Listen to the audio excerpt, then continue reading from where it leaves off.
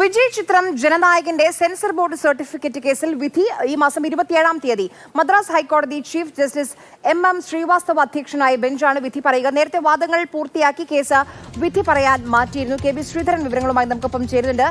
ശ്രീധരൻ, ഇതിപ്പോൾ കുറച്ച് ദിവസമായി സുപ്രീം കോടതിയിൽ വരെ പോയി, അവിടെയും ഒരു തീരുമാനമായില്ല. എന്നോ റിലീസ് ചെയ്യേണ്ടിയിരുന്ന സിനിമയാണ് ഈ സെൻസർ വിഷയത്തിൽ കുടുങ്ങിക്കിടക്കുന്നത്. 27-ാം തീയതി സിനിമ എന്ന് റിലീസാകും, എന്ത് സംഭവിക്കുമെന്നൊരു തീരുമാനം പ്രതീക്ഷിക്കാമോ?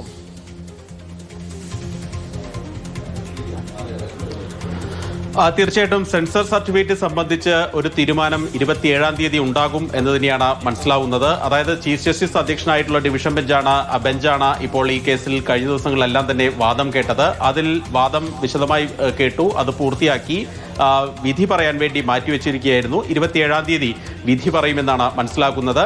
ഏതായാലും ഇതിനു മുൻപ് സിംഗിൾ ബെഞ്ച് ഈ വിഷയം പരിഗണിച്ചിരുന്നു. അന്ന് ജനനായകന് അല്ലെങ്കിൽ നിർമ്മാതാക്കൾക്ക് അനുകൂലമായിട്ടുള്ള ഒരു കാര്യമാണ്, അല്ലെങ്കിൽ ഒരു വിധിയാണ് സിംഗിൾ ബെഞ്ചിൽ നിന്ന് ഉണ്ടായത്. ഈ വിഷയത്തിൽ സെൻസർ ബോർഡിന്റെ ഇടപെടലുകളെല്ലാം സംശയാസ്പദമാണ് തുടങ്ങിയ കാര്യങ്ങളും അന്ന് കോടതി നിരീക്ഷിച്ചിരുന്നു.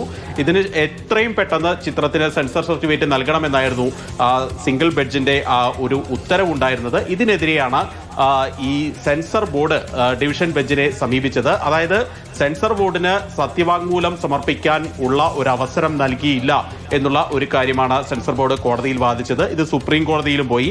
ഏതായാലും അവിടെയും ജനനായകന് അനുകൂലമായിട്ടുള്ള അല്ലെങ്കിൽ തങ്ങളുടെ പരിധിയിൽ വരുന്ന വിഷയമല്ല, അത് ഹൈക്കോടതി പരിഗണിക്കട്ടെ എന്നുള്ള ഒരു നിലപാടാണ് സുപ്രീം കോടതി എടുത്തത്.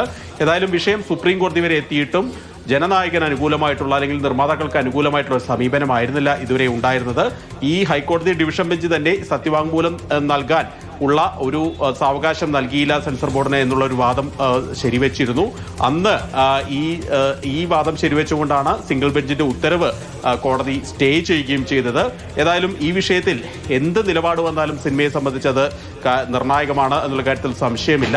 അതായത് ജനുവരി 9-ാം തീയതി റിലീസ് ചെയ്യേണ്ട, പൊങ്കലിന് മുന്നേ റിലീസ് ചെയ്യേണ്ട ചിത്രമായിരുന്നു. ഇപ്പോൾ ഇത്രയും ദിവസം വൈകി, ഏതാണ്ട് 3 ആഴ്ചയോളം വൈകിയാണ് ചിത്രം ഇപ്പോഴും അക്കാര്യത്തിൽ ഒരു തീരുമാനമാവാതെ നിൽക്കുന്നത്.